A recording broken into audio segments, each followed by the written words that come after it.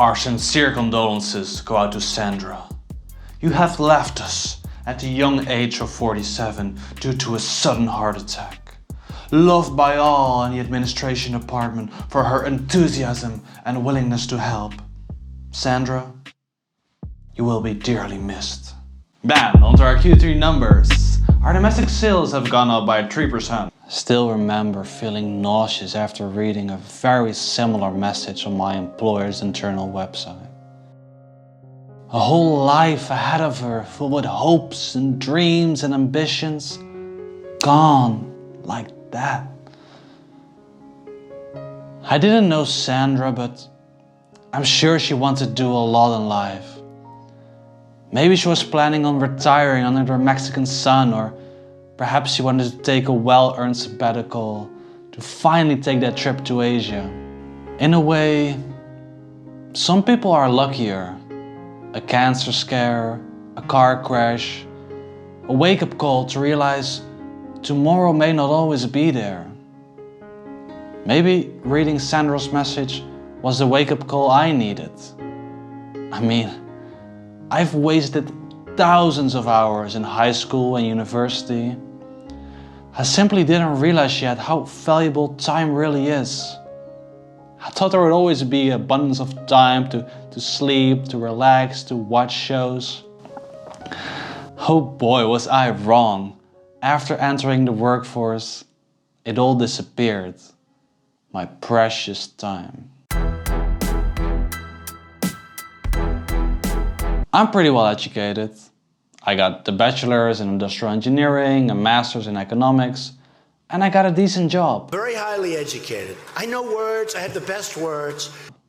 I live in the Netherlands, which is supposed to be one of the richest and most developed countries in the world. Yet, as a single earner, it's pretty much impossible to buy a house here. Heck, it's already extremely difficult to qualify for renting a place with my salary. So, what am I supposed to do? Keep grinding the corporate ladder? You're doing good. You're working hard. You're trying to impress everybody.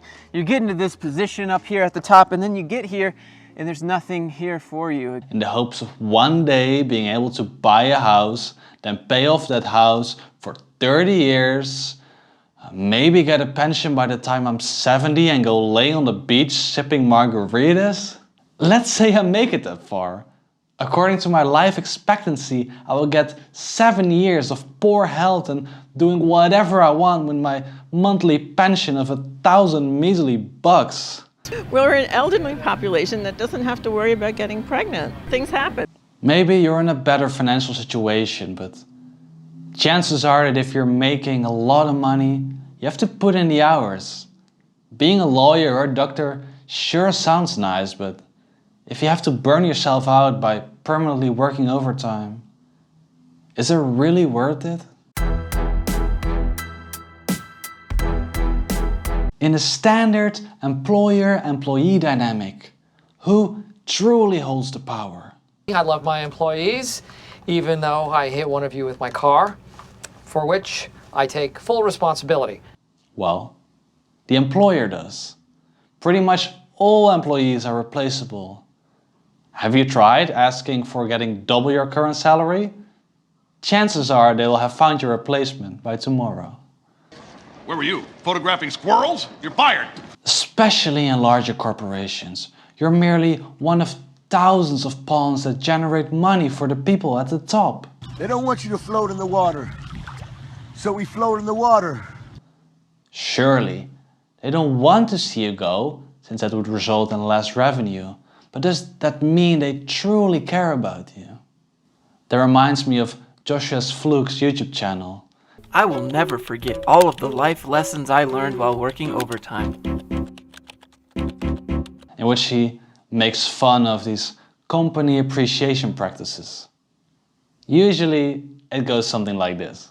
Mike, on behalf of everyone here at Insert Dumb Company, we would like to thank you so very, very much for your 30 years of service. Thank you, that's very kind.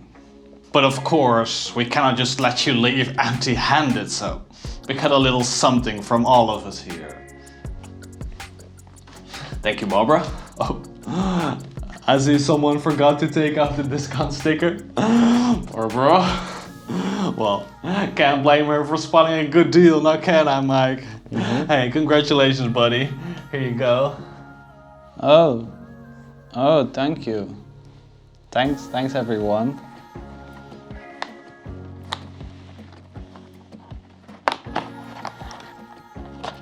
Ooh, but this says, thanks Mike and Josh.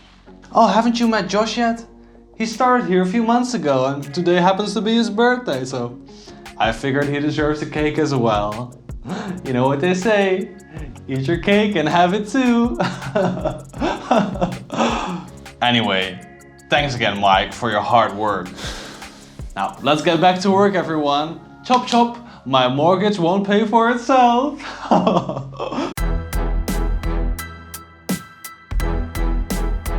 Admittedly, I'm being quite harsh here on having a regular job. Sure, the money usually isn't that great and probably your boss doesn't really care about you, but at least there's a sense of stability. Having a steady job means security, getting a roof over your head. Maybe you even really enjoy your job and get a lot of opportunities to develop yourself. In fact, I also work a regular job and there's of course nothing wrong with that. But personally, I really hope I don't have to do that for another 40 years. One of the reasons this company is great is because instead of paying you for that work, they teach you real life lessons about corporate. I really dislike seeing myself turning into a more cynical person. Someone that dreads getting up in the morning because they don't really enjoy what they have to do all day. That's the whole reason I started this channel. I found out I love being creative and telling stories, and maybe even more importantly, it gives me something to look forward to. That got pretty dark there at the end, so I propose we should end it on a high note. And what is better for morale than an inspiring speech by everyone's favorite CEO? In this presentation, I would like to share with you our bold new plan for supercharging performance and getting our company to the next level of operation. But don't worry, I won't bother you with detailed talks about financials and KPIs. No, today I want to talk about you, about how the day since I became CEO of Insert Dumb Company, you have inspired me by your hard work, your tenacity, and your resilience. It is thanks to your efforts and dedication to our customers that I am confident that we'll be successful in implementing the new strategy we're laying out today. We look back at an unprecedented year, and the journey ahead of us will ask a lot from all. But I am confident that together we can make our transformation a success. Because if there's one thing Insert Dumb Company has in plentiful supply, it's talented and dedicated people who care about their job. It is your determination and your expertise that has laid the foundation on which we can now build towards an even brighter future. Today, I ask for your support of our new strategy. But above all, I want to thank you from the bottom of my heart for all the work that you have done.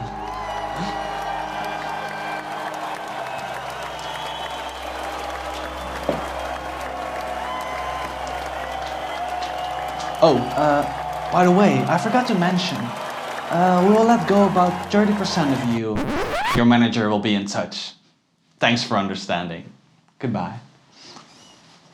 So, I was gonna end the video there, but I guess I didn't really offer much of a solution. I was mostly busy being like a cynical Susie. Is that a thing? But personally, I really like this idea of having, just having a hobby that could one day maybe pay the bills. Like making videos for YouTube, writing articles, baking cookies, filming weddings. anything. And they also have this concept of mini retirements. So even if you're just working a regular job and you really love it, I think it's a bad idea to postpone all your adventures until you're 70 years old. Like I really like this idea of taking some time out long before you retire to travel, to learn a language, to do anything you like. Lastly, I think it's good to keep in mind your cost of living. I mean, nowadays a whole digital nomad thing has gotten quite popular, and yeah, I can see why. You know, why would you work 100 hours a week to pay for your penthouse in New York when you instead could be working 20 hours a week and have a great life in like 100 other countries? And even if you aren't earning any money online, it doesn't hurt to examine your current spending habits. Maybe you could rent out a room in your apartment, you could move to a cheaper city nearby, cook a bit more at home instead of ordering out, ask for a pay raise. You know, keeping your costs low gives you more freedom. And you no longer need to keep the job you don't like just because it pays well. Anyway, I hope that's somewhat helpful. Thank you so much for watching. Mm-hmm. Mm-hmm. Mm-hmm. Mm-hmm.